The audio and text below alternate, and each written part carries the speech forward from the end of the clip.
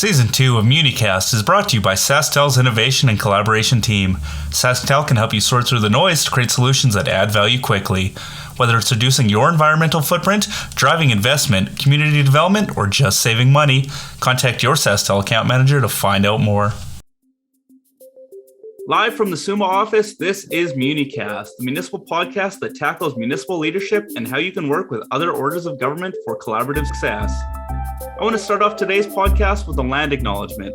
Saskatchewan is situated on Treaty 2, 4, 5, 6, 8, and 10 territories, and the home of over 70 First Nation communities, as well as the traditional homeland of the Métis. On today's episode, we're very excited to be sitting down with University of Winnipeg academic Niigaanwewidam Sinclair to discuss your community and what you can do to work with your Indigenous partners. So welcome, Niigaan. It's a pleasure to have you on our podcast. Bonjour, Sean. Nice to be here. Thanks. So we'll jump right into it. Saskatchewan is home to 70 First Nation communities located within the 6 treaty territories. This means that many of SUMA's members likely have a First Nations community located close to their hometown. I think to establish a baseline for our members, could you offer a quick summary of Indigenous governance and how an Indigenous community differs from an urban municipality? So that's a pretty big question.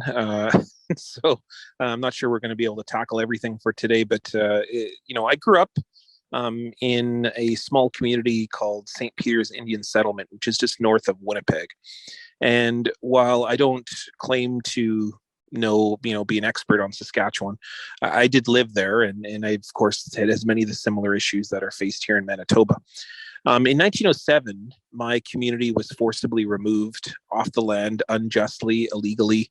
In fact, the Canadian government had to pay $121 million in compensation to our community as a result of the forcible removal of our community, so that the town of Selkirk, which was at the time just a small outpost at best, it was a few shops, if anything at all, remove us off the land so that farmers and other people from the town could take over our territory. So approximately half of the town of Selkirk today is on that former site.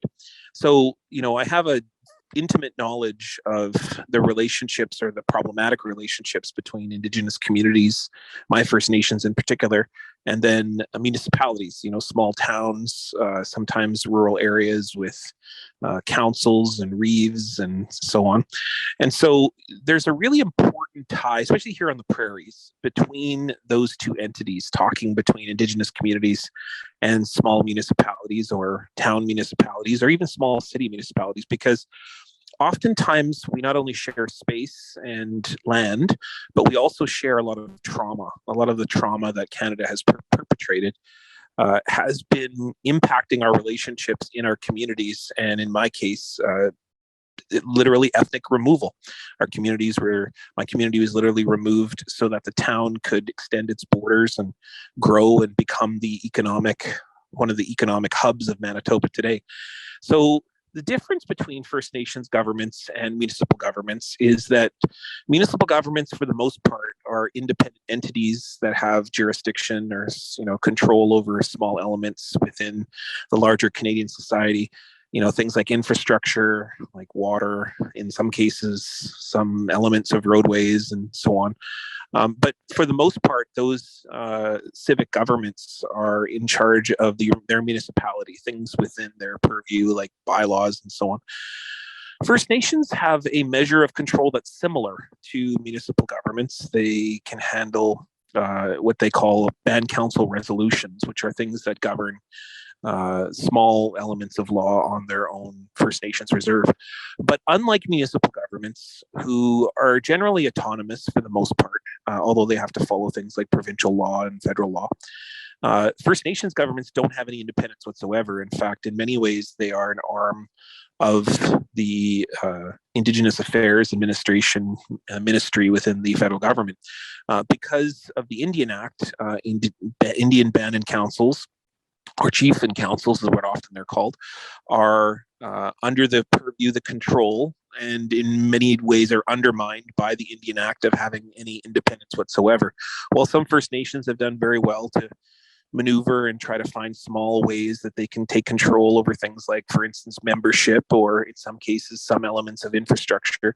They still have to get the permission of the Minister of Indigenous Affairs, and right now we have two of them, in order to be able to express any of their community goals or wishes. And so it's a very different relationship between First Nations governments and municipal governments in relation to what they can do, and then what therefore they can express as a part of their community desires.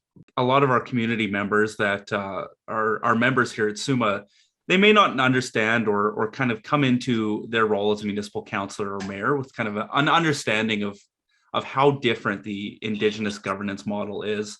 And I know that leads to a lot of challenges for their Indigenous community partners right across Canada. So my next question for you, what are some of the main challenges that are facing Indigenous communities across Canada right now?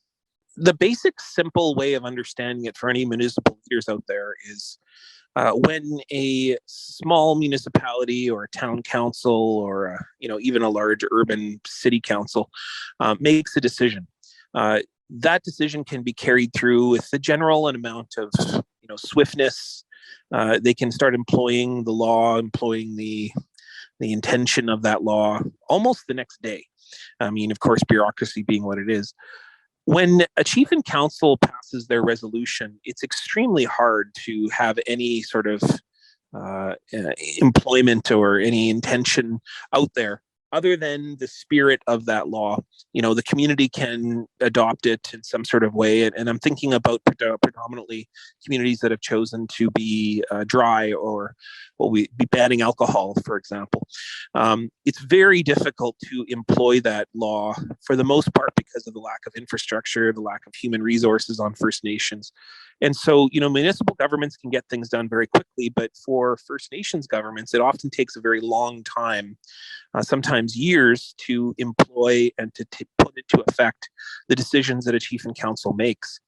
The one difference I would say is that when you have the support of other governments or an allyship of other governments to support you, like we've seen during the COVID-19 pandemic, First Nations governments can get their work done quite quickly. So like when we put health restrictions into play, for example, First Nations have been very successful to employ those band council resolutions very quickly, and for the most part have been very successful in keeping out COVID-19 or keeping health restrictions in place, because we know that COVID-19 passes much faster on First Nations than almost anywhere else in this country because of the health conditions, infrastructure conditions, long time instilled poverty due to the Indian Act, and so on. So I would say that the biggest challenge right now is just understanding that the bureaucracy that First Nations have to deal with is bigger than any other municipal government. I would say that almost any municipal government that had to deal with the issues that First Nations governments had to deal with just would collapse under the pressure. Indian Act governments, meaning chief and councils, they are more administered, they are more watched over, they have more checks and balances than any other government in this country, including in many cases the federal government, because every penny must be accounted for, every check that's written must be accounted for. There is more paperwork, more work that's required for First Nations governments, to the point where they can't even get their basic everyday work done because of the immense amount of paperwork that chief and councils are required to complete. And one of the biggest challenges on top of that is on First Nations, we have a lack of human resources, competent people who in the areas of bureaucracy, in the areas of administration, in the areas of accountancy, for example. So what you see often, and what First Nations governments are often accused of, is corruption, but that's not the case at all. It's oftentimes a lack of human resources, which when you've got an overabundance of demands of bureaucracy, of reporting on money, and then you have a lack of people who are capable or have the expertise to be able to report on that money, that's where you get this gap and this issue of what's often called mismanagement. But the fact is that when you hammer people into poverty, when you chronically undereducate a group of people, and then you give them no venue, no support, no ways in which they can escape those gaps, those systems that chronically underfund their education, Then what you get is you get communities that are just struggling every day to try to keep up with the paperwork demanded upon by Indigenous affairs. And, most municipal governments, if they had those same challenges, just simply would fall apart. They wouldn't have the ability to organize things like snow removal. And, many First Nations, the biggest challenge is the spring when we get all the flooding and the flooding costs that's demands. And you can't cover just basic everyday things when you're too busy trying to figure out the paperwork or the grant application or the endless amount of reporting that's required to account for really basic, simple things in your office. So what I would say is that the biggest challenge is just understanding the differences between First Nations governments and municipal governments, but also understanding how the speed of things can operate, and the fact that there's a big lack of control for chief and councils to be able to employ their laws and so on. And then, of course, the issue of electing those band councils. Most band councils are voted in every 2 years. So, I'd like to see a municipal government try to handle constantly running for election every 2 years. You can imagine what it would be like if you had a mayor who was voted in every 2 years, and how difficult that would be to run a government, because you would never stop campaigning. You'd be in a constant series of trying to make people promises to keep in office to get your agenda done. So those are just a few of the basic things that I think are main differences, but also some challenges that First Nations governments are facing. And certainly, I know of also many municipal governments that have done some really great work working with their partner First Nations nearby to support them and to be good allies. Yeah, I'm glad you brought up that last point around local governments partnering with their municipal leaders. You were talking a moment ago around flooding, and it occurs to me that, if your partner community next door is flooding, you're likely going to be facing some of the same challenges. So I was just wondering if you could elaborate a little bit on that and talk about some of the ways that you've seen municipal leaders work collaboratively with Indigenous communities to overcome the challenges that they face. Well, the Truth and Reconciliation Commission, which is the body that was assigned to study the issue of residential schools and its impacts on the Canadian society, one of the specific calls to action is Call to Action 92, which talks about governments. It talks about federal, provincial, civic governments, and how they can relate with Indigenous peoples, but particularly Indigenous governments as well. And there's three main elements, anyways, within Call to Action 92. The first is that all governments should be working adequately with First Nations in the area of consultation, meaning that we all share land here. The ways in which we can operate effectively is when we share, when we work together, and most importantly, when we inform each other on when projects are done, so that we can get consent and everybody's involvement in those projects. And I don't care whether it's a pipeline or a mine or a dam or a highway or a community center, whatever it is. We should be talking to each other, and we should be spending time thinking about each other's needs and supports and the ways that we can be good families and neighbors, working together for the betterment of everybody. The others is training your employees, training your leaders, training everyone in your office around the issues that have led us to this moment, the many traumas that First Nations continue to experience, in like over-incarceration or child welfare or murder, missing Indigenous women and girls, and how those are systemic. And oftentimes those are because of the lack of infrastructure and supports that enable First Nations people to access and have opportunities within those systems, or at many times be marginalized and experience violence from those systems that in most cases are either municipal or provincially delivered. And then, of course, the third part is how do we work together on projects, and how do we make sure that we plan for the future together in the vision of treaty, of how do we think of each other, work together, imagine a future where our children are living equitably and considerably, and in many cases habitually together, maybe even be married one day. And so what we hope is that we all leaders of this country, all elected officials, work together to be able to give us a future, something better than what we've inherited in the past. And so there's many different examples of that. Flooding is a really good one. I think when people are in an emergency, they tend to work together a bit better. But, for economy, the idea of urban reserves is one of the most essential and progressive ideas in Canadian history when it comes to supporting municipalities, oftentimes that are in dire situations or lacking the kind of economy necessary to move forward in the future. And at the same time, we are seeing this movement oftentimes of big box stores and people moving to suburban areas, or people moving out of the downtown core of cities and so on. In some cases, urban reserves have been the savior for municipalities across Manitoba, Saskatchewan, and these are been just lifelines for small towns and for municipalities. But there's also many other different ideas as well. I'm thinking about the ways employment have operated, or the sharing of natural resource territories. I'm thinking about the ways in which economic resource projects can develop, like dams, for example, in northern Manitoba, which haven't been perfect, but certainly have given lifeblood to small towns that were in a state of decay, and also given much needed employment and resource options to First Nations.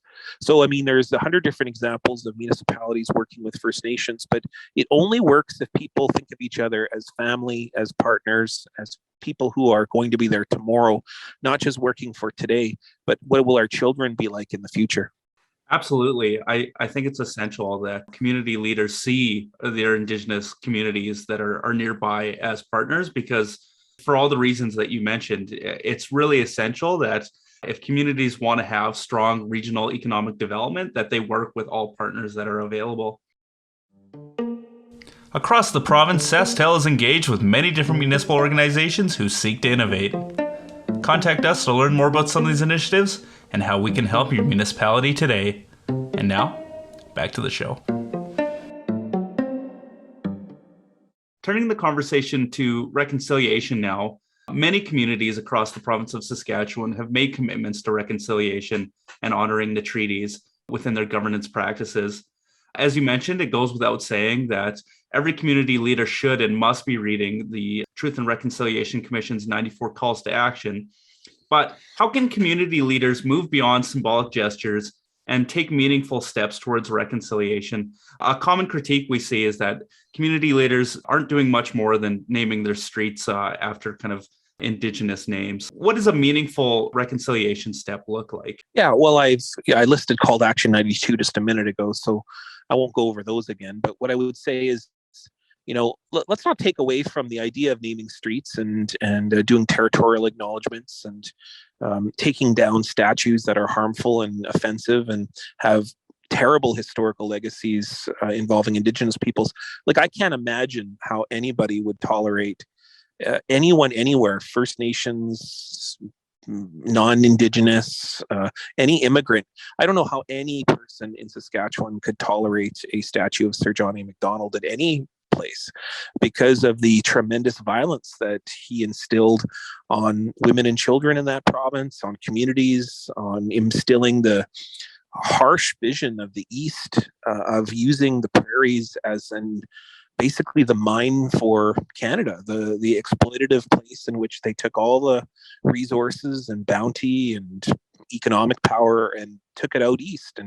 And I can't even imagine. I can certainly, we still see the sows of division between the West and the East here in Canada, with things like the Reform Party, and also, many different people who just don't like Toronto. And, it's really hard to imagine a place in which we could have really harmful statues up and expect Indigenous peoples, or anybody for that matter, to have productive dialogues when you have literally the image of your abuser right in front of you in that space. So what I can talk about is, instead of, just quoting back to what I just said a minute ago with calls to action, is I can say, reconciliation is about relationship. So that means it's going to look different to every place, because relationships look different everywhere. What happens in one municipality won't necessarily be the solution for another municipality. There's things you can learn, of course. I think you can learn basic principles like listening twice as much before you speak. You can learn, you can act with your partners. In fact, if you do anything without your partners, without Indigenous peoples at the table, you are continuing that same path of exploitation and violence that the Indian Act has perpetrated for 150 plus years here in this country. But some really basic principles of listening involves being patient, making sure that you understand that First Nations governments have more challenges than almost any other government in this country. And therefore, they're going to move at a different pace. They're going to move at a pace that may not always be the pace that civic governments can participate in or can travel. You're also going to face different expectations, different protocols. There's cultural protocols that are required to work with First Nations governments. For instance, I remember one time I used to accompany my father, who, he cards on the table. He was the head of the Truth and Reconciliation Commission, a former senator and Justice Murray Sinclair. And when I was a kid, I used to watch him go to communities, and he would hold court. And he'd be sent by the province to go and hold court when he was a judge in those days. And the first thing that he did in any community center or band council office, or whether it be the school where he was holding court, he would go around and he would say hello to everybody. And he would sit and have a donut and a coffee. And court was supposed to start at 9 a.m. And the bailiffs would be ready, and the Crown Attorney would be agitated, and the RCMP officers would be annoyed. But he insisted on visiting for at least half an hour to an hour with people, especially the elders of the community, making sure that he recognized and honored them before he started court that day. And that wasn't him being lazy or being, he always show up on time. It was because that's the protocols of the community. That's what's necessary for people to understand that they won't respect your decision unless they know you, unless they are able to understand the perspective in which you come from. So I think what many civic governments think of as a waste of time, think of it this way: if a mayor shows up, we're not going to expect you to make decisions right away. We're going to expect you to visit and spend some time. And that's the cultural protocols of our community. That's not something that's just made up. That is a long time historical, century-old policy of sharing gifts and sharing space and learning from one another. And I think I would say that the last thing is understanding that First Nations governments have this immense amount of demands administratively, and oftentimes may not have the human resources necessary that civic governments have the privilege of having, and having money that can flow quite easily. First Nations governments just simply don't have that. They're oftentimes following very stringent budgets and expectations from the Ministry of Indigenous Affairs. They're oftentimes at the behest of many of the challenges, many of the emergency situations that they're facing in their communities, because they're often on land that's frequently flooded or frequently without the same kind of infrastructure. Or, I say this to sometimes: being a chief is one of the hardest jobs in the entire world, because when you're a chief, you live in the community, and you oftentimes have a person show up at your house at whatever hour of the day telling you that pipes are frozen, or that their front door doesn't work, or that they're having some conflict with the neighbor. I'd like to see a mayor deal with that. Oftentimes mayors have staff that can deal with that and don't have to deal with their individual electorates that are, come into their house at 3 a.m. telling them that their pipes are frozen, then they better do something about it. Because people on First Nations, the chief and council are really the only game in town that can give employment, that can give infrastructure, that administers the treaty rights that Indigenous peoples have, which means, the fact that Indigenous peoples most oftentimes don't own their houses because of the chronic poverty instilled by the Indian Act. So therefore, the chief is the one-stop gap, the one representative of that community that can get things done. And that means that chief's demanded upon more than, frankly, almost any mayor or any councillor or any other representative, any other government representative. So understanding the challenges that First Nations governments are facing, so that when you expect them to come to the table, they may not always be ready. They may not always be capable of, especially if they're in an emergency situation, they've got to go and deal with all this over here. And they can't come to a meeting, with 24 hours notice. They need more time than that. So what I mean is that civic governments have, of course, really important roles to play and important work to do, but so do First Nations governments, and recognizing that they have much different challenges and much different capabilities than many civic governments, I think is a good first step in understanding of how do you work effectively, how do you instill this I don't often use the R word, or we'll call it reconciliation, is just simply understanding that we have relationships with each other. And when you're in a relationship with anybody, it's best that you work with humility. You work with kindness and love and generosity. And that's how you get to those states of wisdom and those states of collaboration and community, is when you work with those things guiding you forward. Going back to your comments about John A. Macdonald and even just the relationships between municipal governments and Indigenous governments, it has become clear throughout the last year that those relationships aren't always going to be celebrating the great collaborations between the two groups, but sometimes it's going to be confronting painful past. Saskatchewan has a painful history tied to residential schools, and 2021 in particular brought the media attention to the 751 unmarked graves at Cowessess First Nation, along with several other reports coming from other Indigenous communities in Saskatchewan and also across Canada. So I want to ask you here, how can municipal leaders support these communities? And do you think municipal leaders and communities bear any responsibility in assisting with this painful process? Yeah, we are in a stage in this country in which there's a lot of awakening happening. And a lot of that awakening is happening on the side of Canadians, because for First Nations, we know about our lost children. Every single community in this country has a story of lost children who were sent to the schools and never came home. And First Nations know exactly what happened to them, or know exactly where they went. They know exactly that something occurred in that building over there that took our children that we were legally required to send to. And in many cases, the RCMP came in and stole our children. So we know that they experienced great violence, and in many cases were killed or murdered in those institutions in various different ways. And so that trauma, I think, is something new for Canadians to wake up to and realize that Canada isn't this maple syrupy sweet place, but it isn't a place that's done in tremendously important things and valuable things, and things like multiculturalism and healthcare and democracy. Of course, all of those were invented by Indigenous peoples. They weren't invented by Europeans. They were invented by Indigenous peoples, who then Europeans used and employed and changed and contributed to make what we now know as Canada. But at the same time, it's also Canada is also a place of violence and of genocide, in which things have happened that have impacted us all. And yes, Indigenous peoples have bared the biggest brunt of that violence. We are the ones who have had the children who have gone missing, who have experienced the legacies of abuse from the survivors who came home and brought many of those violent teachings they learned in the schools back to our communities, and in some cases addiction and this chronic issue of poverty, which ties directly to the lack of education and the Indian Act and so on. But, who worked in the schools? Who were the ones who helped build the schools? Who were the ones who had children from the schools work on their farms, or sew for their families and communities, or witness those children being flown in airplanes to the residential school hundreds of miles away? It was everyday Canadians, and it was everyday Canadians who participated in the system, although they may not have always known that they were participating in a genocidal system.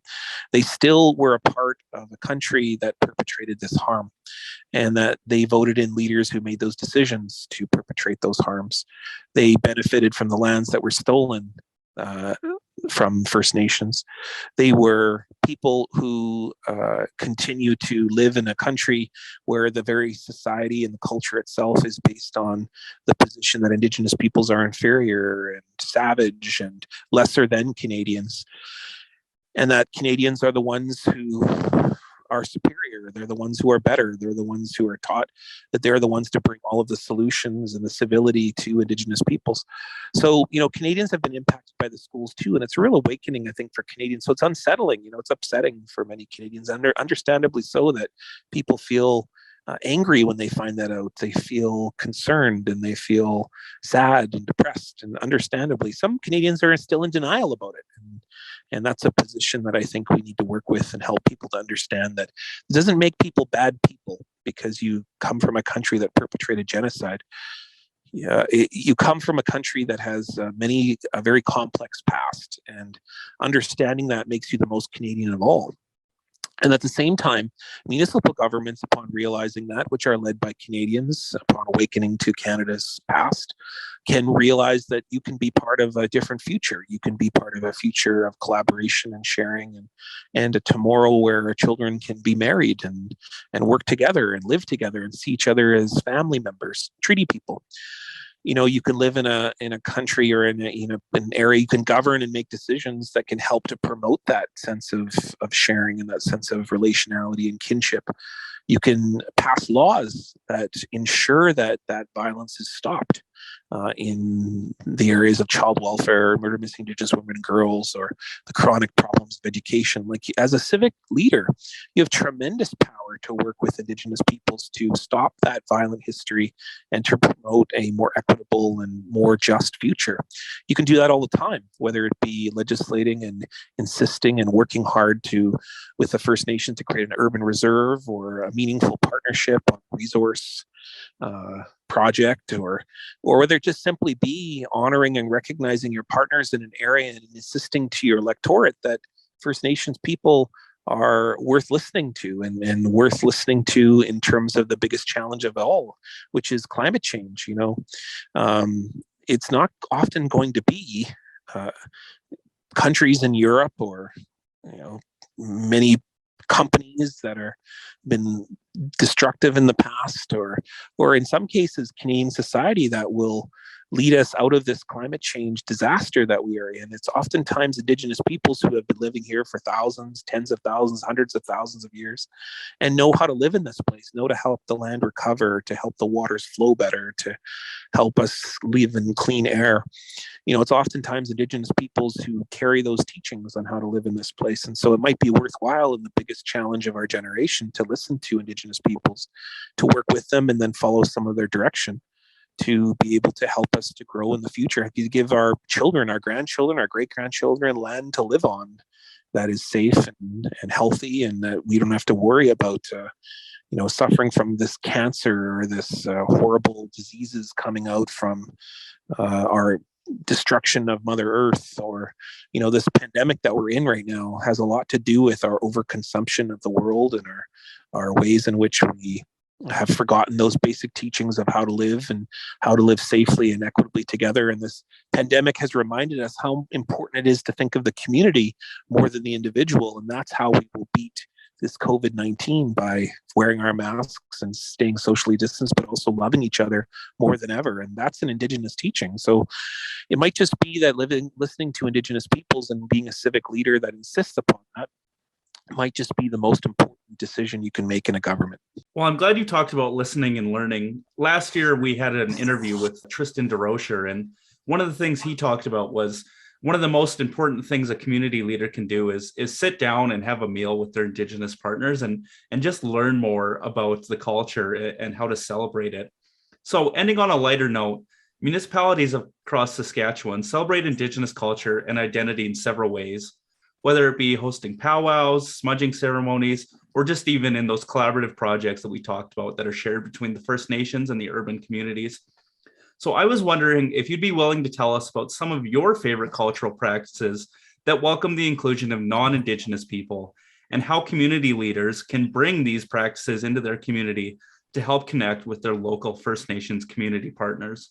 I mean, undoubtedly, I come from one of the most, we'll call it, reconciliation communities in the country when you talk about Selkirk. And so the town of Selkirk, which is now a city, by the way, I keep having calling it a town, but when I was growing up, it was a town. Now it's a city. More people there are Indigenous than almost anywhere else in the country.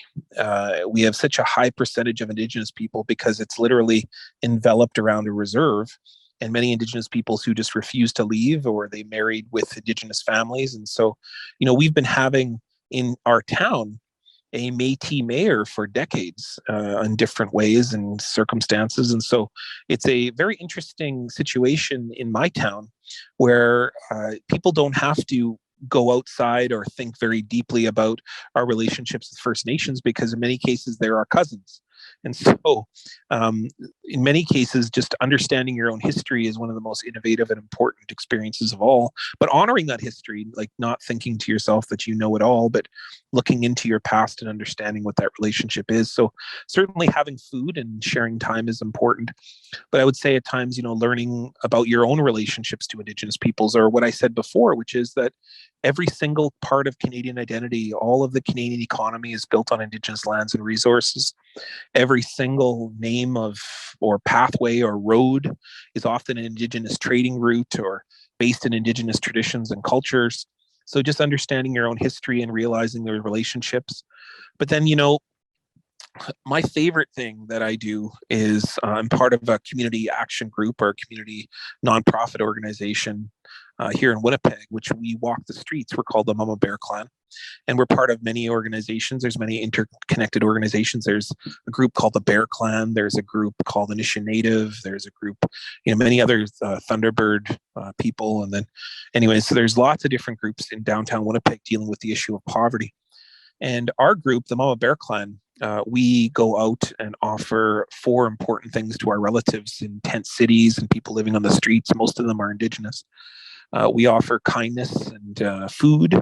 We offer resources and support. We offer a listening ear and sometimes a smudge. But the most important thing that we offer is love. That's the one thing that has been kept from Indigenous peoples or forbidden or oftentimes I think forgotten in the essentiality of this relationship, this treaty relationship, is that we must love each other. And when I mean love, I don't mean that kind of, missionistic love, which I got to tell you what you should do and you got to convert to this faith and you got to decide to believe in this thing.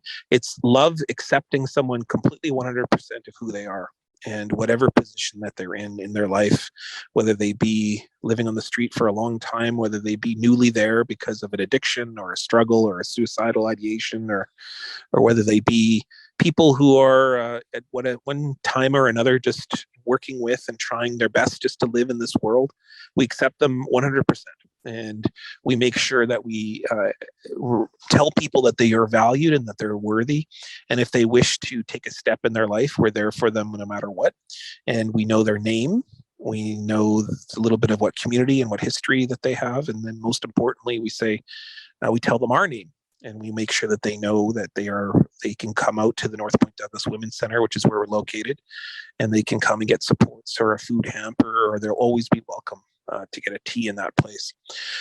So what's happened in that group, which was started by grandmothers in the north end of Winnipeg, the highest percentage of Indigenous peoples in Manitoba, is non-Indigenous peoples have really picked up in this vision as well. And while it's still grandmother-led and volunteers like myself, Indigenous volunteers, still continue to lead the organization, we've seen hundreds and hundreds of non-Indigenous peoples, and in some cases, civic leaders. We have a city councillor, Vivian Santos, who regularly comes out and walks with us and helps us deliver food and has been mentored by us to understand what is our vision of giving love to people who deserve it, people who should never be forgotten and that we've been taught to forget. And so therefore we should double down on their recognition. We should do not just a territorial acknowledgement, but then take action and say, okay, if we're living in relationship with Anishinaabe, Cree, Ojibwe, Dakota, Lakota, Nakota people, what does that mean? Like, what does that mean? And so every day we say, okay, so this is what it means. It means to look to those who have been neglected and oppressed and marginalized by society and saying, we're going to double down on you now. We're not giving up on you. We're going to double down on you and listen to what you want and make sure that we're there for you. And so that's been my favorite collaboration, is seeing the way civic leaders all across Manitoba and Winnipeg have come together in small community groups to deal with the issue of poverty. That's been my favorite one by far, is seeing those kinds of issues. And in some cases, I've seen communities that have returned land to First Nations here in Manitoba. I've seen communities that have supported and helped offer relationships to a local First Nations when their hockey arena burnt down. I've seen people offer employment programs to First Nations youth because they know that the First Nation nearby is chronically unemployed. Young people don't have the opportunity, so that the vast resources that a local municipality has, and when I say vast, much more so than the First Nation, then they can offer and support and give that employment opportunity to that young First Nations person and give them an opportunity for the future. Because we know that will mean the betterment of everybody. Every single person will benefit from that young First Nations being invested within. In Manitoba, 20% of us are Indigenous, but we are the fastest growing population by far. There's nobody even coming close to our speed of population. We grow about half a generation every 10 years. And so in the future, who do you think will be taking care of everybody? It will be young First Nations people who are between the ages of 5 and 19 now. That's the largest group of First Nations people now. And the average age of Canadians between 35 and 49. So First Nations young people, if we invest in them now, they'll take care of all of us. They'll pay the taxes and lead the governments and lead the dentist office and the carpentry and the businesses, just alongside all of their non-Indigenous partners as non-Indigenous peoples continue to have opportunities and thrive in these communities, which they've inherited over the century and a half of Canadian settlement. But First Nations people deserve that same opportunity, deserve that same attention, and that will be the future. That will be the best future for all of us if we all work together and try to make sure that everyone is successful.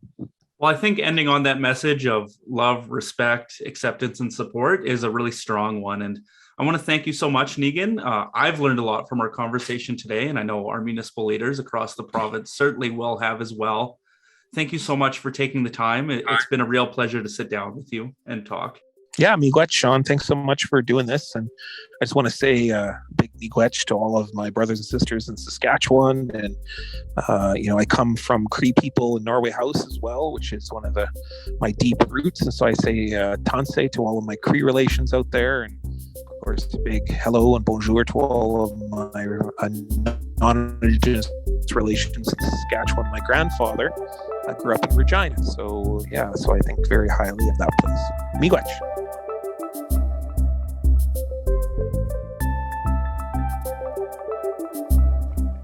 This brings us to the end of the penultimate episode of Season 2. We sure hope you've enjoyed the season so far, but don't go anywhere, we've got one great episode left.